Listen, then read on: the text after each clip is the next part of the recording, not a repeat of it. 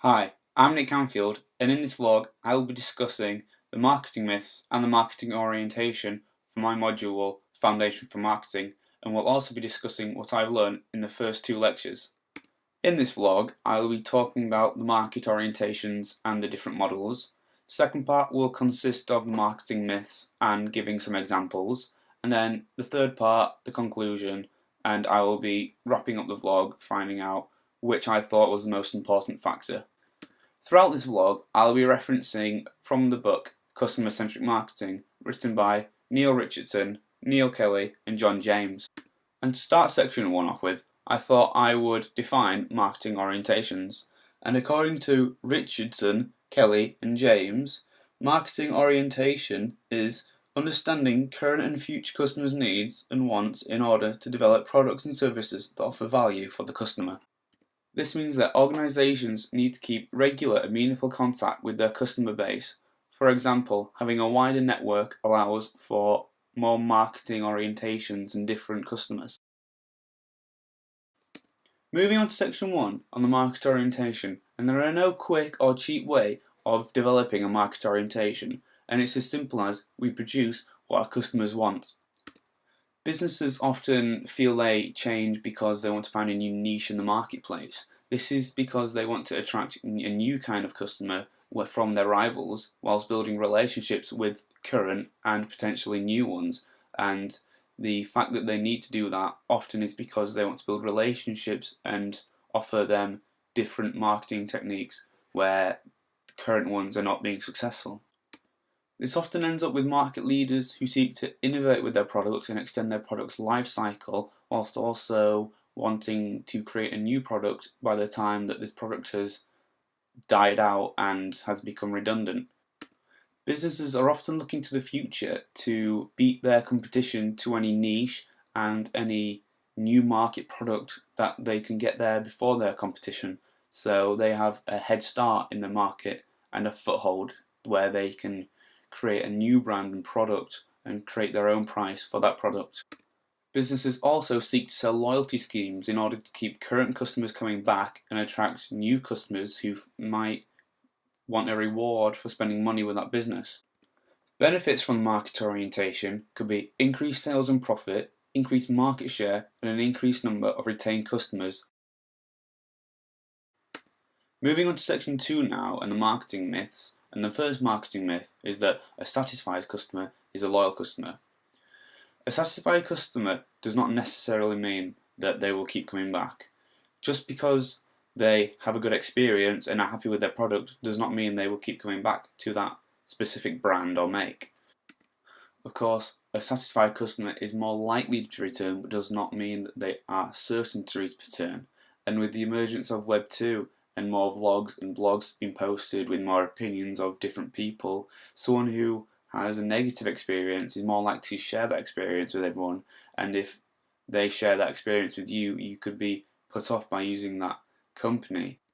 An example of this could be someone who does their weekly shop at Morrison's, and who Morrison's have not done anything wrong to them or served them a bad product, but if they are passing an Asda on the way home, they will go there because they do not feel loyal to go to Morrison's if it is out of their way, or if Asda is just on the way home and ease and hassle of it is just so much easier, why would they go to Morrison's where it could be miles out of their way? Moving on to the second marketing myth now, and that is a strong brand is invincible. To start with, I defined the term invincible in the Oxford English Dictionary, and that turned out to be something that is too powerful to be overcome or defeated. This is certainly not the case in Woolworths and BHS, where those companies have ultimately gone into liquidation and have not survived. Yes, of course, a strong brand does make it more likely to survive, but as we see by those two examples, they are not invincible and have gone into liquidation and collapsed. With bigger brands having more working capital to use in order to allow them to innovate and stay alive with a constantly moving marketplace, we see that companies such as Woolworths and BHS have failed to keep up with innovation, and they failed to use the e-commerce side. Another point is that a brand is not necessarily something you see on the high street, but rather could be a person. This is an example as Tiger Woods, as he was multi-million advertisement deals and could almost say it was invincible. But as soon as the infidelity scandal came out, and he was at the centre of it, then advertisement, lots of them terminated their contract with him because they didn't want their brand being affected by him.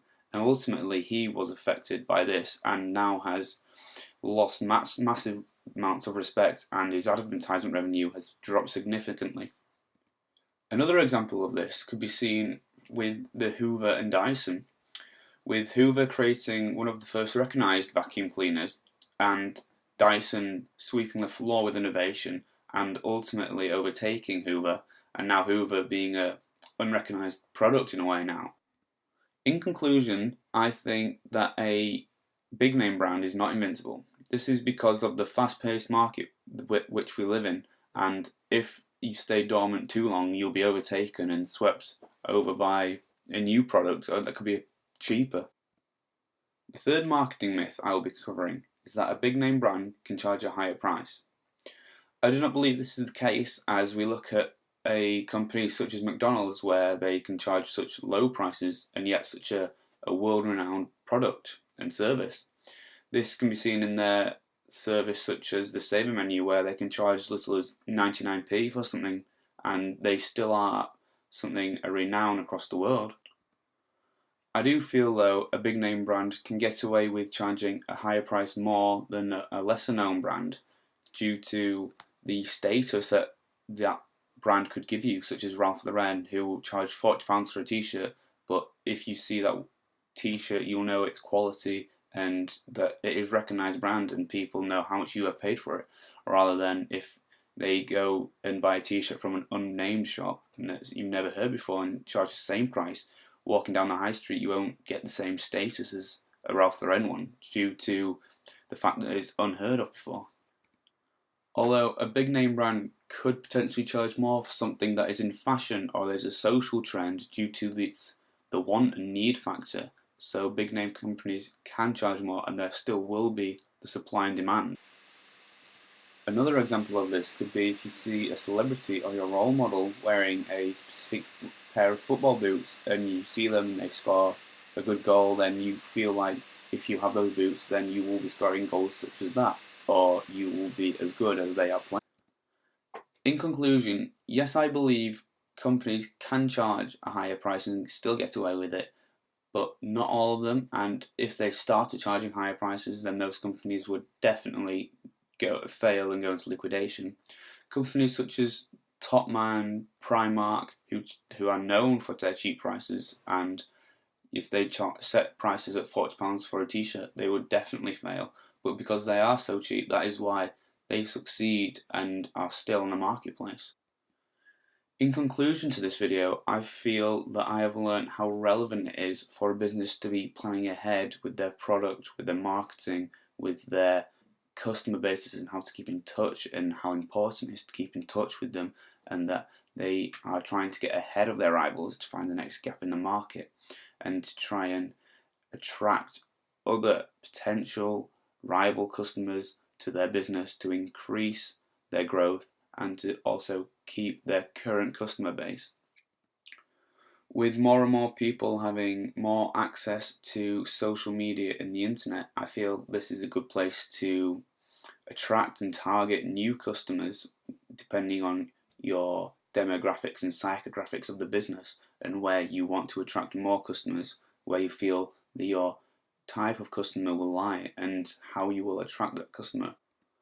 The one thing that opened my eyes throughout this vlog is that a strong brand does not mean it is invincible. I know ultimately that a strong brand is not invincible, but brands such as Woolworths and BHS and also Rover, this is true to the fact that this market we live in today is ever volatile, always changing, and the trends we set are constantly changing. The market has to revolve around the customer, and if the customer does not want something that is on the market, then that product will suffer, and if the price is not right, equally it will suffer. They do not feel that they should be paying that price for something they do not feel that is worth it. I enjoyed the experience of making this video, and thanks for watching.